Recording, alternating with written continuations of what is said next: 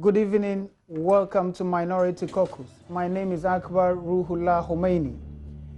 In 2012, during the IEA encounter, President Mahama attributed the energy crisis to an act of God. He pledged his government was working hard to remove these acts of God and to restore regular energy supply. At the launch of the NDC manifesto in 2012, President Mahama promised that his government would by 2016 add 5,000 megawatts of power to permanently deal with the problem of dumsor. As the dumsor exacerbated in 2013 and 2014, the president told the Ghanaian people on the floor of Parliament in February 2015 that he would fix the problem. He subsequently declared in 2016 that his government has ended dumsor. However, the problem has bounced back strongly, biting businesses and individuals harshly, with no solution in sight. We'll also be looking at government's announcement that it intends restoring allowances that it used to pay to nursing trainees. We'll go for a break. When we come, I would introduce my guests.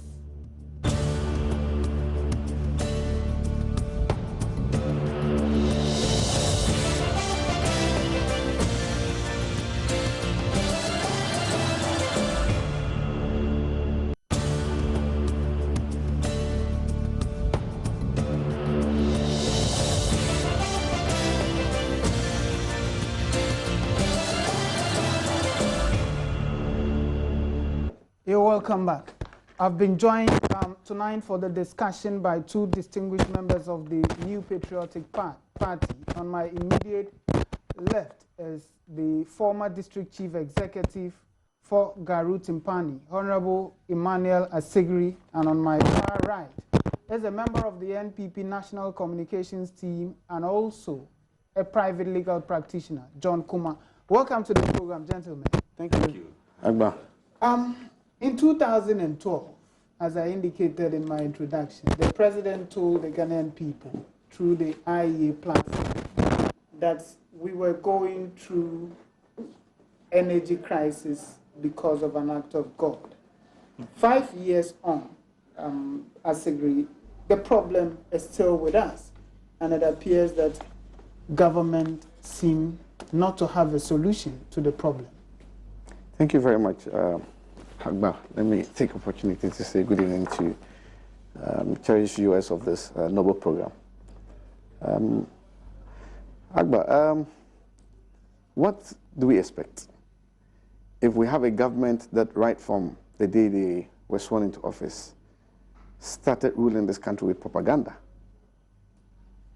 We have lived with this since 2009, and with regards to the energy problem, we had it come in, I think, the early part of 2012.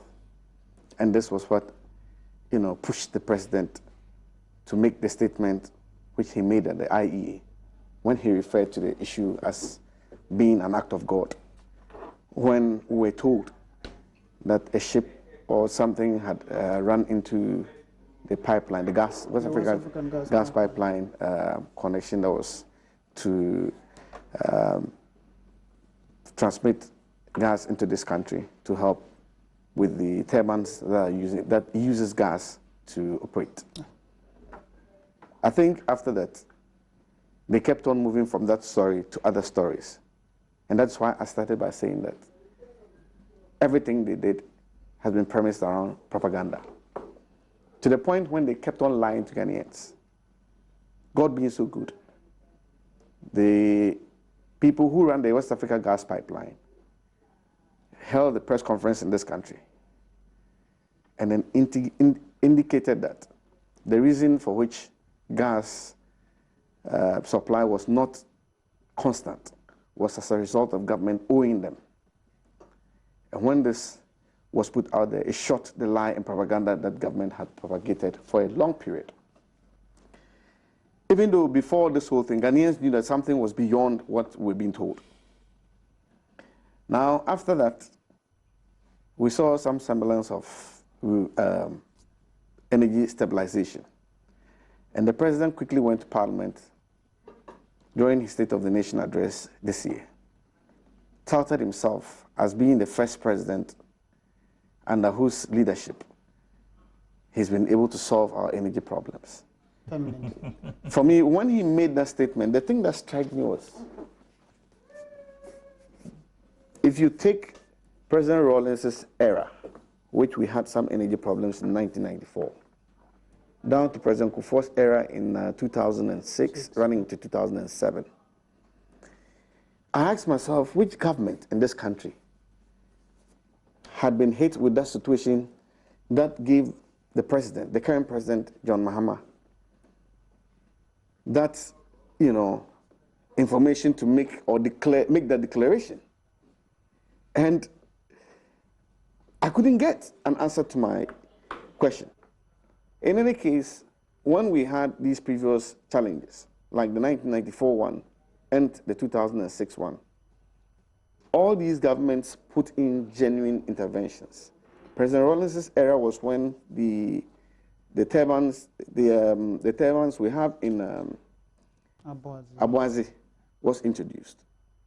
And President Kufuor's government built upon these provisions, went beyond that, and introduced the Bui Hydro Project and other major interventions like the Pong Hydro, and then Tema, and then also facilitating for the private sector to come in. And we all know of Togo Afede's Asogli plant, which came in and then helped a lot. Beyond these ones, measures like withdrawing the old types of bulb, which they call, is it the filament bulbs or something? I'm not getting the technical name well. And then introducing the energy conserving bulbs, which was nationwide, help in solving our energy problems. And as I speak, I have excerpts of the 2009 budget statement, which was read by Dr. Kwabena Dufo, the NDC first finance minister under the John Mills Mahama administration, which John Mahama inherited.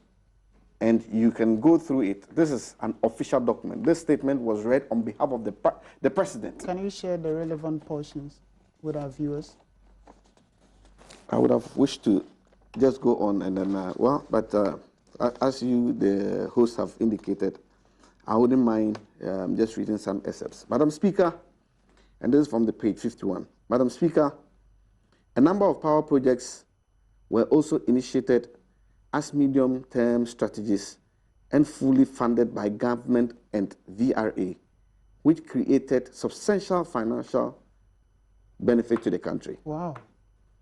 These were 126 megawatt thermal plant project TT1PP, 49.9 megawatts thermal, 49.9 megawatts thermal 2 plant, engineering, procurement, and construction of gas turbine generators, and balance of plants for a 230 megawatts thermal projects in progress. Over the period, you've heard, we have, I mean, it's a 3-page document I'm holding here, which, like I've said, are excerpts from the budget statement of 2009. So this is not a document concocted or made up by Emmanuel Sigri. This is an official document, and I have referred to it as the 2009 budget statement read by Dr. Kwabena Dufo under energy. Just this paragraph that I've read, we have lots of it. I have not mentioned even though we had not been completed, but the interventions that were put in place. But these are interventions which indicates what had been brought on stream. Other ongoing ones are in there. It's a lot. You hear our opponents always come out and say we never added 1 megawatt of power into our generation. They say it all the time. And you ask yourself where they get that information from. It is all because they have believed in propaganda, lies, and deceit, and that is why they would want to always take on this direction to lie to the Ghanaian people. In any case, we all as parties had a campaign which we prosecuted in 2008 And the Ghanaian people thought that the NDC sounded more convincing, and that is why they gave them the mandate to run this country. All these issues came up.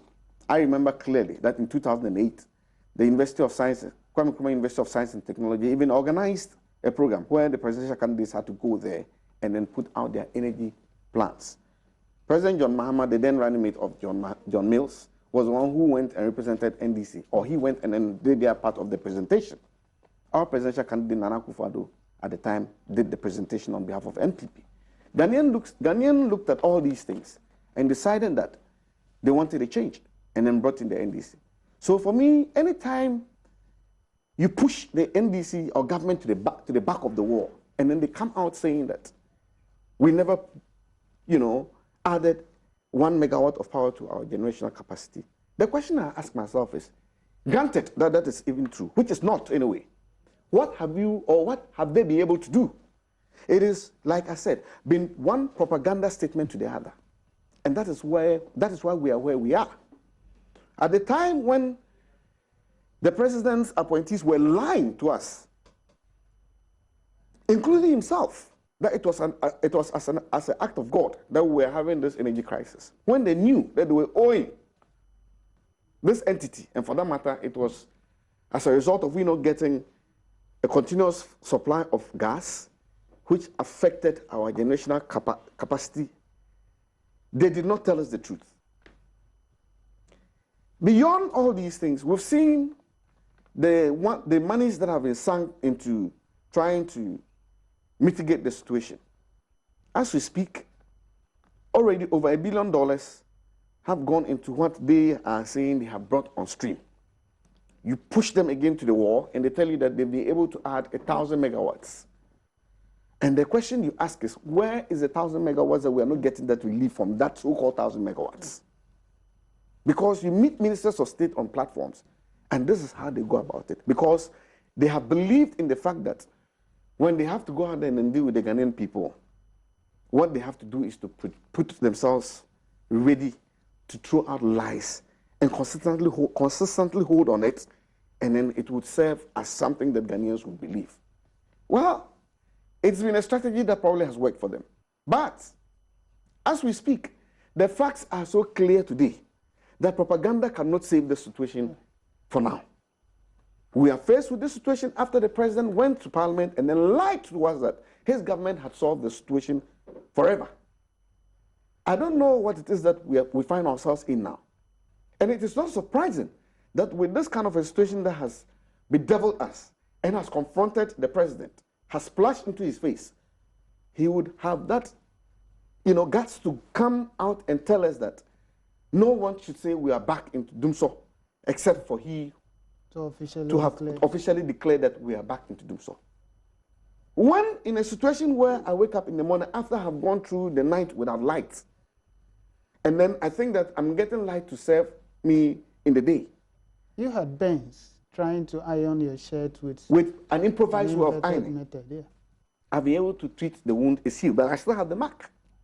But beyond that, Akbar, a couple of days ago, I even put it on my Facebook wall. I woke up in the morning, last week Friday,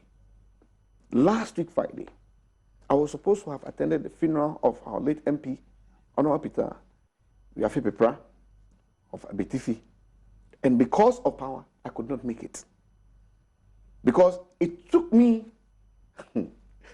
when you talk about these things, people think that you are making it up. It took me 5 hours to iron just a shirt. Because I go attend the iron on, I iron one arm, then the lights goes off. Then I go and sit, wondering with myself. It comes in again, for about another 2 minutes, it's off. At the point in time, I have my niece and nephews who are on vacation at home. At the point in time, I thought they were playing with the lights. But, I was in the room, the fan was running, the light was on, but each time it happened, the lights would go off, and then when I would want to think that someone has come into the room to do that, then I realized that the fan is also not working. Because at the point in time, it was going off and on, just like that. So I was wondering what situation one had found himself in. And I put myself in a situation where if we had no one at home and gadgets were on, what would have happened to the gadgets that day. So from that day, the decision is that any gadget that is not on a stabilizer should be turned off. Yeah. Because a stabilizer would boost it up before it picks up. But if you leave it as is, that's where you have situations where people's houses catch fire. You see, the situation is not just an unbearable one for our comfort, but like you read with your intro, businesses are suffering, nothing is working in this country. Again, on that very day, I visited an auntie of mine who is into major cloth making. I'm not talking about a small tailoring shop or whatever. She does this for export. She does this for with heavy duty machines. I was at her place when it happened. Some prominent members of the NDC even go there for clothing. Senior prominent members go there for clothing. I was with her when it happened twice. So at the point that I said, Auntie, because on that day she told me she had a client who wanted to take her things to the States.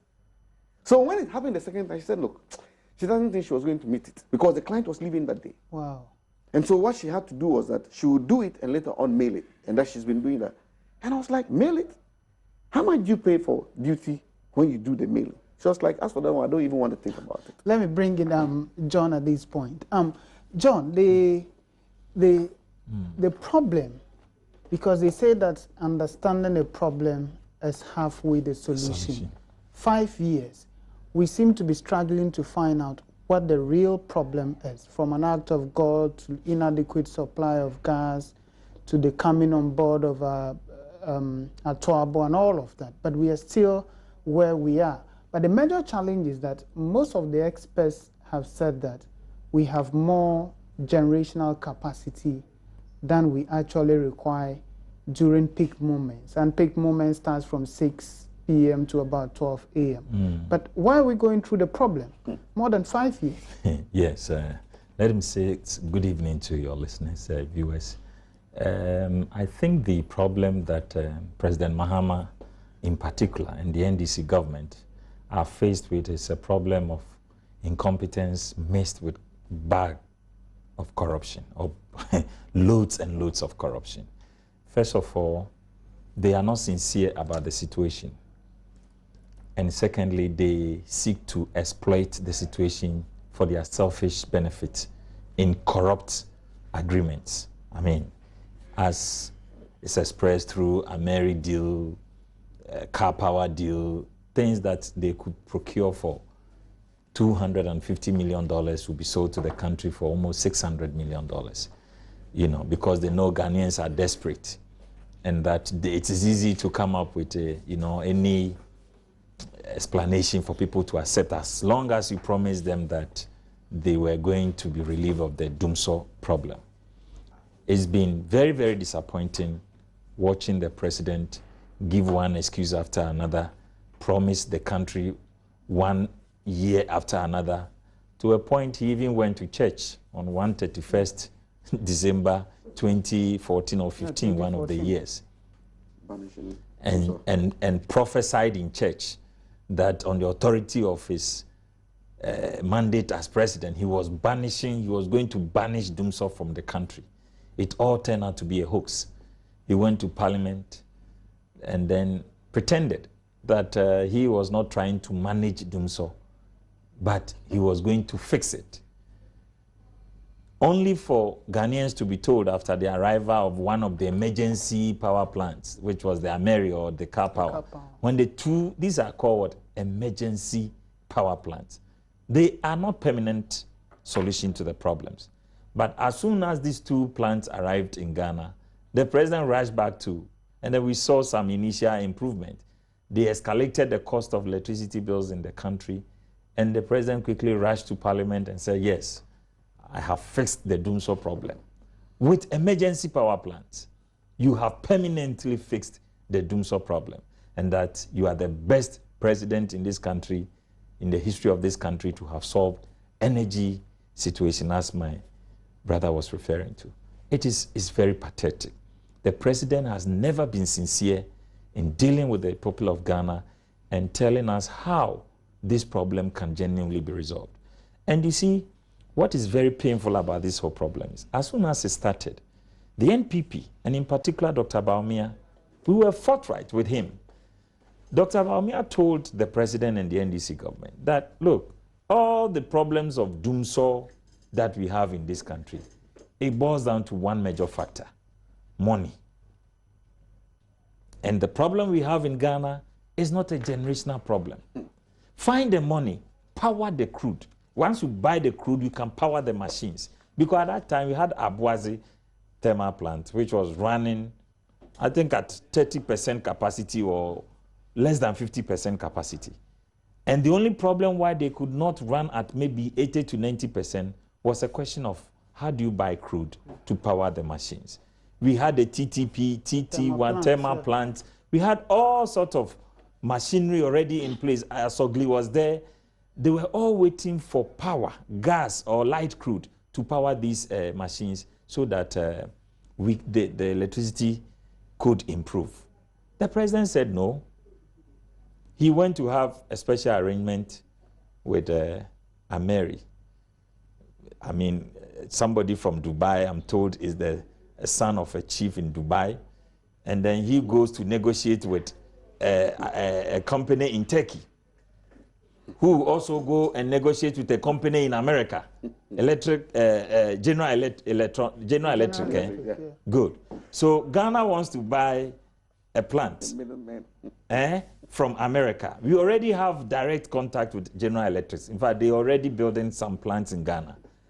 We couldn't buy directly from them. The president had to travel to Dubai. Then at Dubai, they cut a deal to form a company. Then the Dubai people have to go to Turkey. And then Turkey will have to make the order to the USA for them to build a plant that cost $200 million on the world market. They finally sold it to Ghana, almost $600 million. So, clear case of... Well, it's even a rent. Yes, and it's not even a permanent, I mean, it's a deal for only 10 years. Yeah. That for every month that the plant stays in Ghana, whether we use it, whether we are in dumsor or we are operating it, in fact, we pay for the fuel. And whether we can afford the fuel or not, at the end of every month, we have to pay nearly $10 million to these people.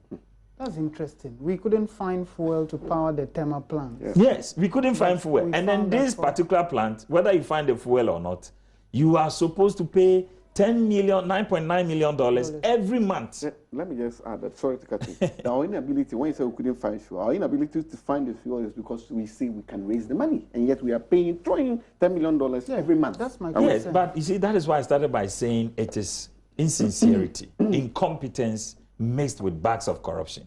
Because the whole idea is that they have known that Ghanaians are desperate. I mean, industries are failing. Unemployment is increasing, jobs, people are being laid off. Even multimedia and major media stations had to, at a point, do half nights because they could not sustain the bill of fuel and all that. So people were suffering. I mean, one of the major domestic conflicts we have in Ghana at the moment is over electricity bills, whether it's compound houses or self-contained houses or whatever house you can enter in this country. One of the major source of conflict among tenants in almost every household is about electricity. Tenants are complaining that landlords don't go and pay. Landlords are saying we paid. The thing came in doubles and triples, and it's like a problem. It's resulting in so much conflict in almost all the compounds that you visit in this country. So the consequences of doing so on our daily life and on our industry and on our general life as a people is so devastating. And they know that because nobody is happy about the situation, it's an opportunity to exploit them. After all, whatever reason we give them, they will buy into it. How could the president come to Ghana and tell us that there is an act of God and something has happened on the sea, and so the ship that was transporting crude couldn't reach Ghana?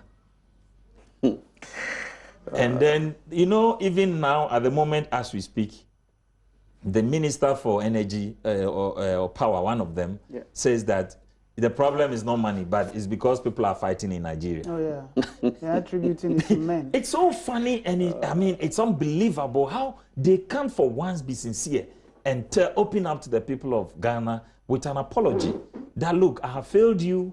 I am sorry about it. Anybody who can help us to resolve this problem, come up. The solutions too are there. But of course, it's not attractive to them because they will not get their share. They are interested in deals that bring corruption and enrich them for their elections. They are not interested in our welfare. They are not interested in how we improve on our living standards. Their only interest is where do we make money? How do we exploit the Ghanaian taxpayer in the name of resolving dumsor issues and then put the money in our pockets so that the election is coming? And they keep telling Ghanaians, oh, Ghanaians have short memory. Yeah. The president himself acts all the time that we have short memory. And that if he waits till the last 3 months of the election and pump money into the system, he will win the election. And that has been his preoccupation. Your welfare, the standard of living, and the growth and development of the nation is not particularly important to him. He's thinking about how to win the next election and not how to improve in the lives of the next generation. It's like they've signed another deal to bring in an additional emergency power plant. Another corrupt deal. Very extremely corrupt deal. That plan for $400 million. Exactly. And have you asked yourself, how is that one too going to be powered? And who is going to pay for it? In any case, if our peak requirement is about 1,800 or 2,000 megawatts, and we have installed capacity of over 3,000 megawatts, why do we even need more? In any case, they even said they have given General Electric another contract of 1,000 megawatts to build in Ghana. So why are we going to spend nearly $1 billion? $1 million? $1 billion. $1 billion. It's not even in millions. $1 billion for another. You see, like I told you, their interest is not the solution. Where can we make money? Where can we have a new contract deal that we can have a cut so that we can get money to finance the campaign? That is the preoccupation of President Mahama. He is never interested in resolving this problem. And all the excuses they give, one issue after another. Since when did Ghana Nigerians begin to have dispute about their oil? Time immemorial. Yeah. How can President Mahama now run behind disputes in Nigeria or small fractions since the days of the man who was hanged, Sarawiwa and his people? Since when have they not started fighting over the oil in Nigeria? But when did we start experiencing these problems?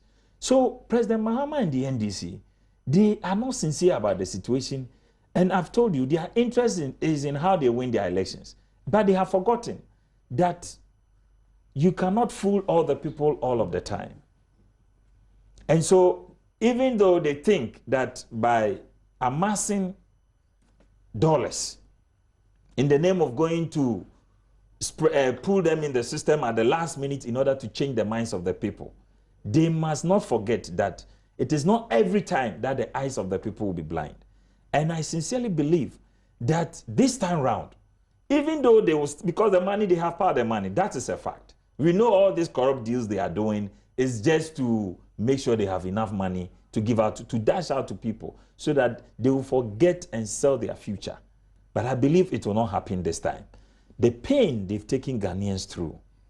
And you see, one remarkable thing of President Mahama, when he says one thing and lie about it, the next day he gets exposed.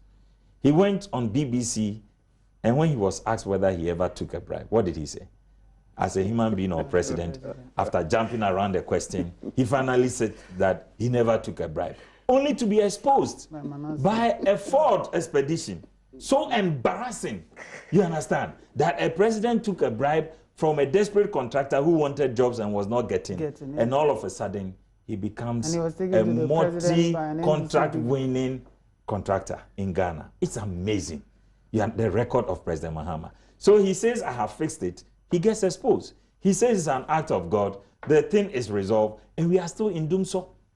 And he doesn't even have the temerity to apologize and say that I am sorry, I have misled the nation. And he has the audacity to rather tell us that I have not declared dumsor. So whether your light goes off or not, President Mahama has not declared dumsor, so you sleep in your darkness. What is the meaning of that? Is dumsor war? The only thing that our constitution permits the president to declare before we say we are in it is war. Dumsor is not war. If he's ironing his dress and the thing is not happening, there is no power for the studio to work, that is dumsor. No. We don't need the president for any declarations. So sometimes it's so hurting that in the face of even the harsh reality and the pain that Ghanaians are going through, you don't even hear any words of comfort from the leadership, from the president.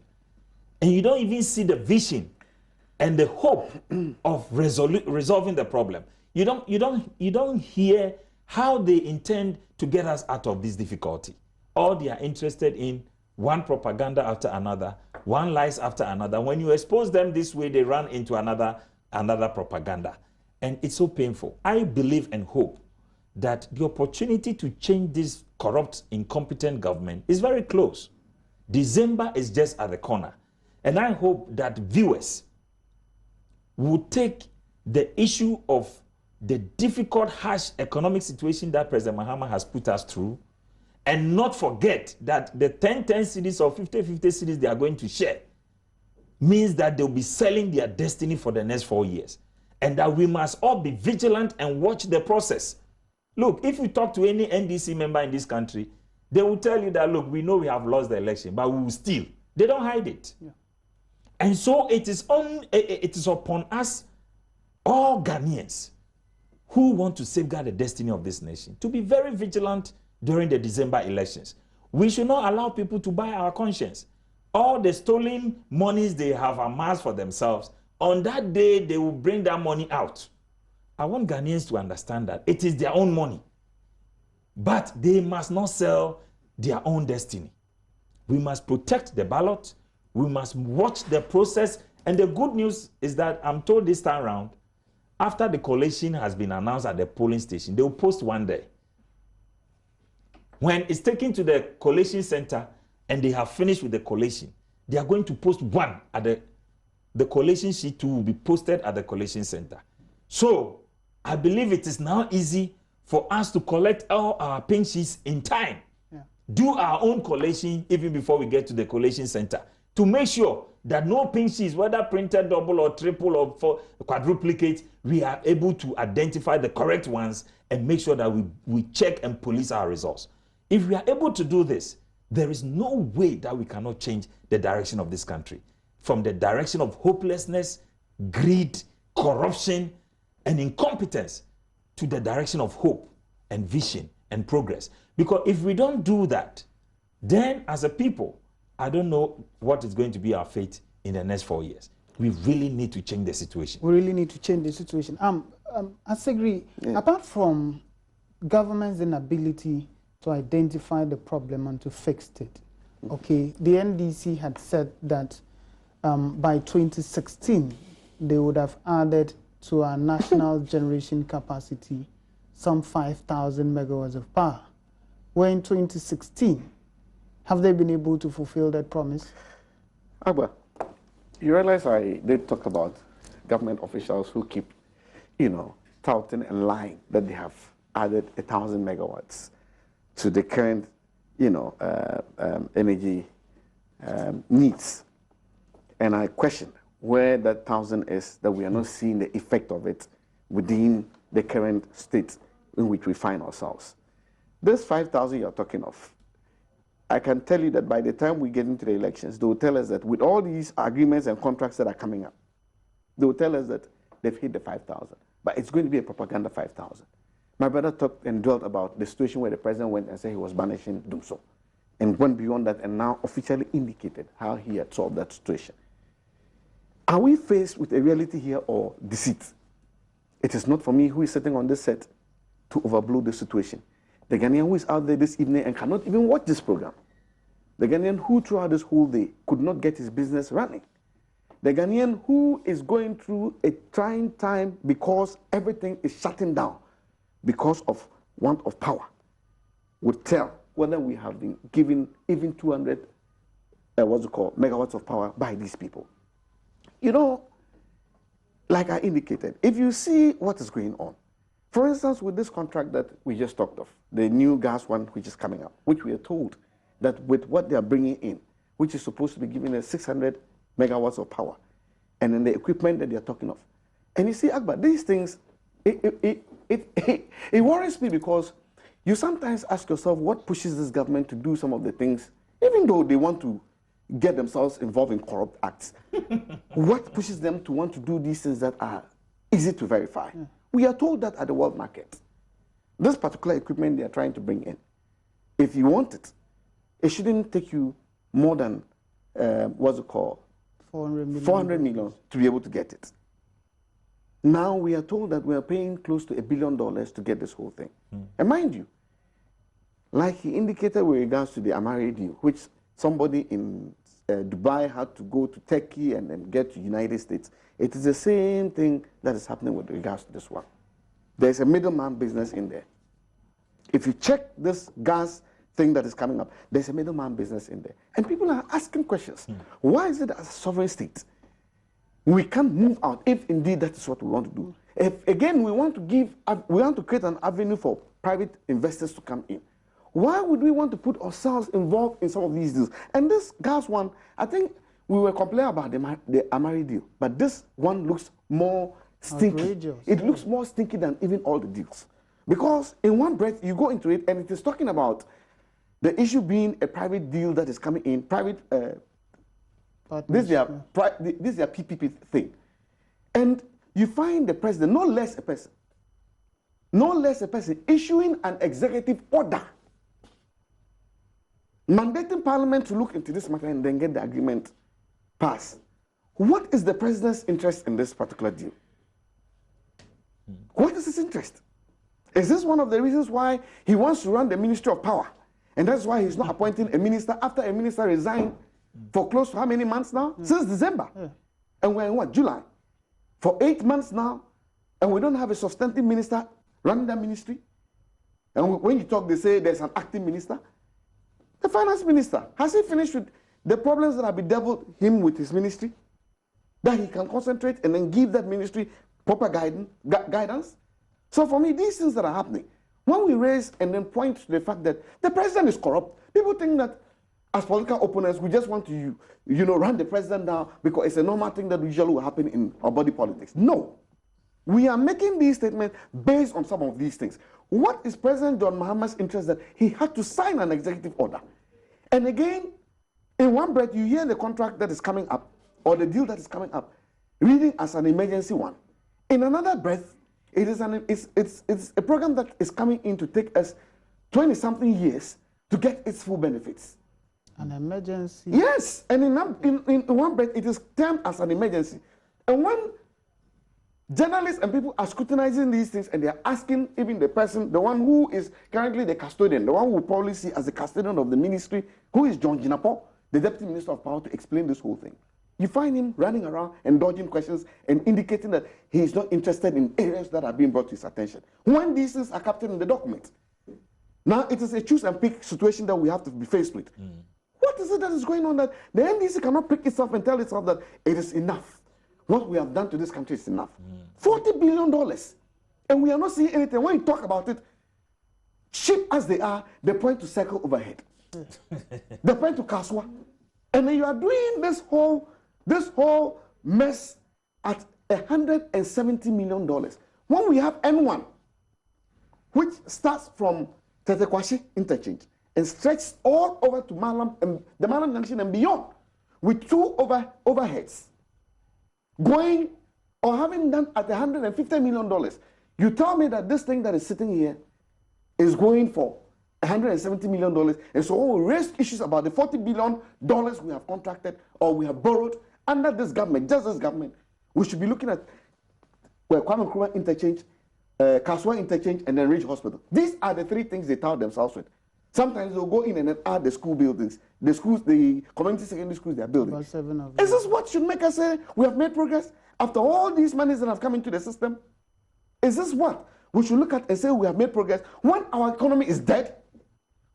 We are not having a sinking economy. Our economy as it is now is totally dead. I want anybody in government to tell me which spectrum of our economy is making any progress. There is nothing that is happening positively in this country. Everything is dead. And yet, people have the courage, the effrontery to sit on air and then tell us that they have been the best thing that has happened to this country. I mean, for God's sake. For God's sake, NDC should credit us with some intelligence. We are not that dumb as a people We can read in between the lines. We are not stupid people. We can read in between the lines. And the things that are not happening at a different part of the country where we are sitting, or different part of the continent where we are sitting at a different place and then looking at it from a different perspective. It is happening right in the situation which we find ourselves. And you see, for me, these things that are happening and we talk about all the time, and certain people think that we are just doing the normal politicking. It is quite revealing that reality is setting in place. And some of these people are getting to admit. They are admitting and not realizing that they are admitting that the situation in Ghana is currently a hopeless one. With regards to the current brouhaha that is happening, with these three gentlemen who have been jailed, the Muntie three, I hope you have looked at or you've heard about what the national chairman of the NDC has said with regards to part of the sentence, which they had a fine of 10,000 Ghana cedis each to pay. I hope you've heard about what the national chairman has said.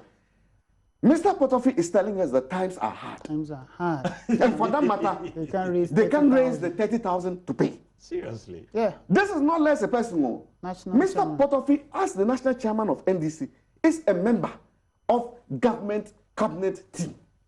It is a convention that has been in place since we went into this dispensation. Times are. He and the general secretary sit in cabinet. Yeah.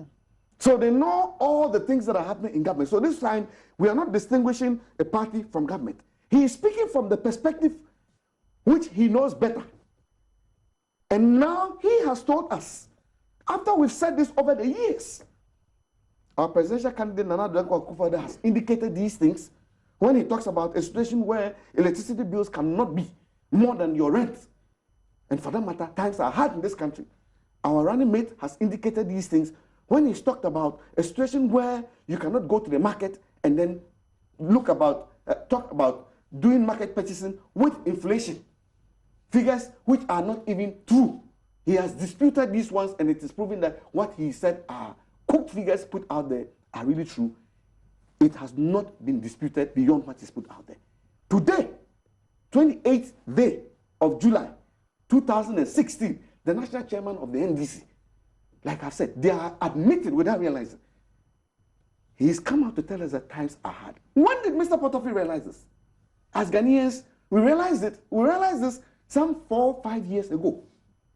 We realized it long ago. And the trend has been nosedive. We've not made any improvement in our livelihood. Yeah. Ghanaians are finding it difficult to make ends meet. And like he said it, it is not new to those of us who are feeling it.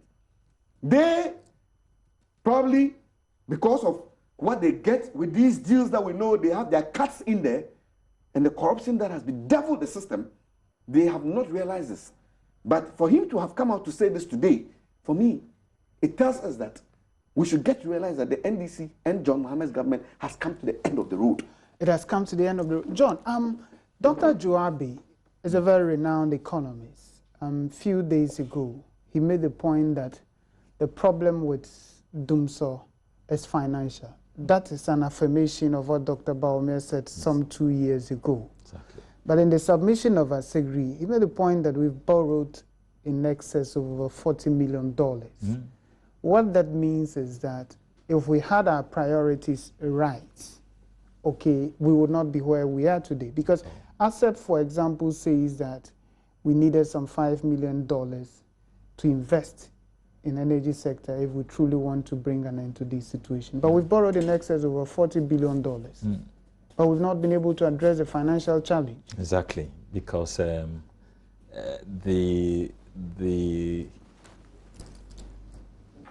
method of the President Mahama, is not to address the problem. Indeed, he doesn't believe it when he says he wants to fix dumsor.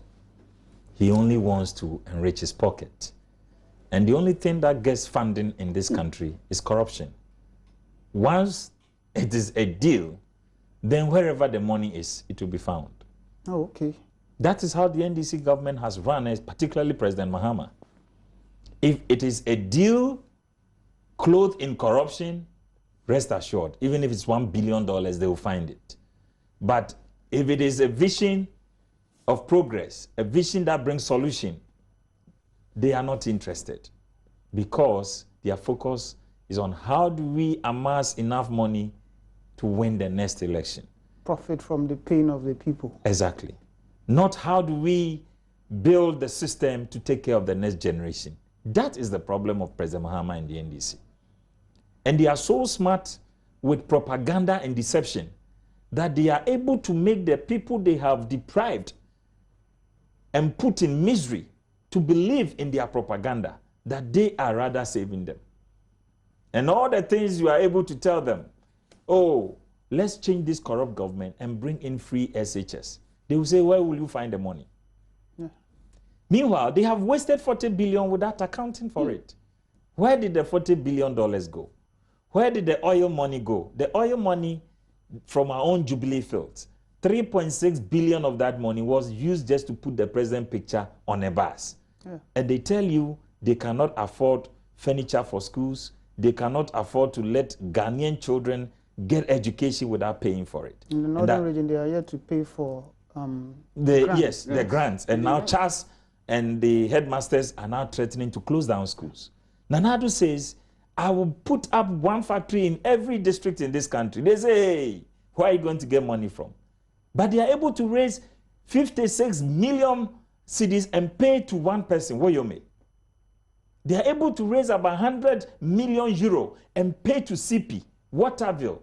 Think of it. I saw photo on all those corrupt deals that President Mahama found money and paid. These things could have gone into proper road construction. It could have gone into building schools and paying for tuition. It could have gone into putting up factories and expanding industry and taking care of the energy situation that we find ourselves in. They are not interested. It's not like we don't have money.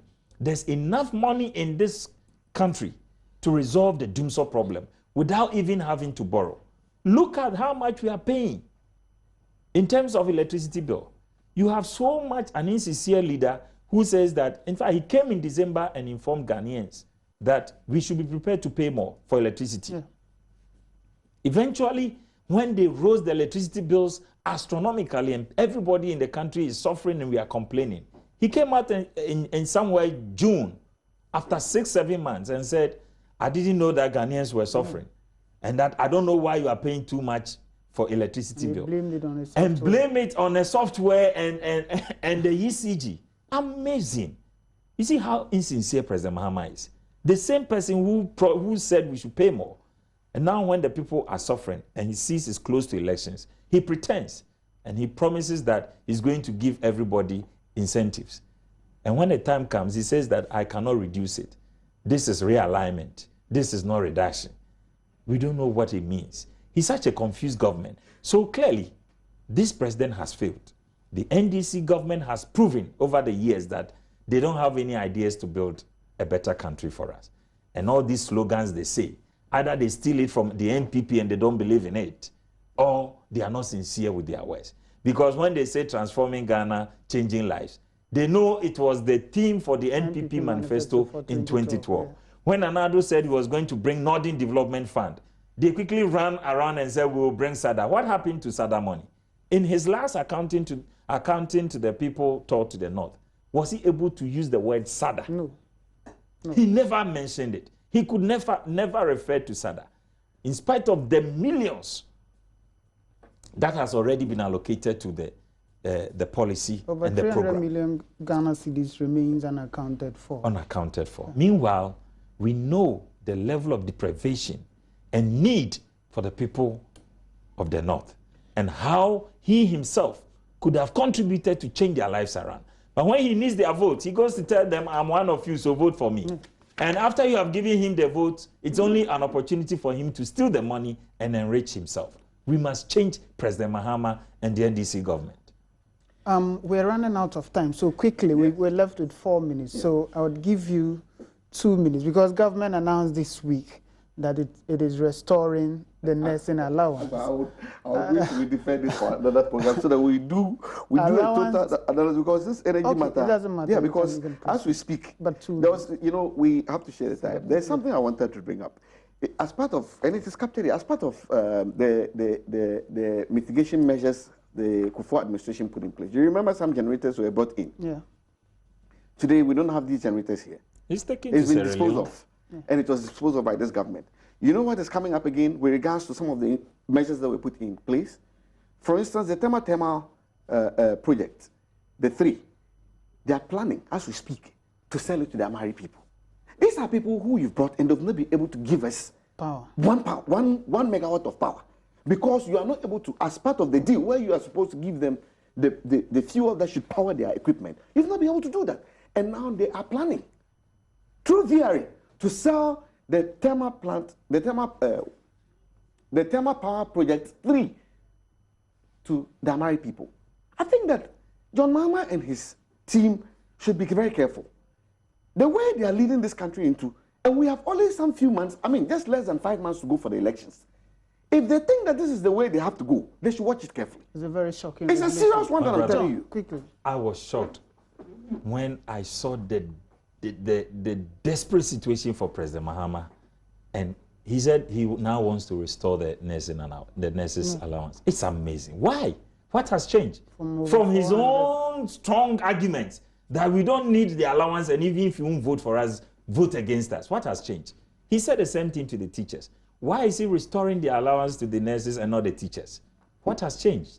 So clearly, I told you, his problem, incompetence, insincerity, and corruption. All that he preoccupies himself with is how do I win the next election? And like I said, he thinks that by dashing out these 150 cedis to the nursing students, they will vote for him. Forgetting that these people were receiving nearly 400 cedis. Yeah. You took it away from them, and if you are bringing it back for votes, and he doesn't even hide it. He says that all this intervention I'm doing for you is up to December. Yeah. Because I have not restored it fully. Yeah. It is something which they call it's a gap policy. It's amazing. Thank you very much for joining the discussion tonight. Viewers out there, you've listened to all the interesting perspectives. Akufo-Addo recognized that vital to our economic development is a reliable power supply.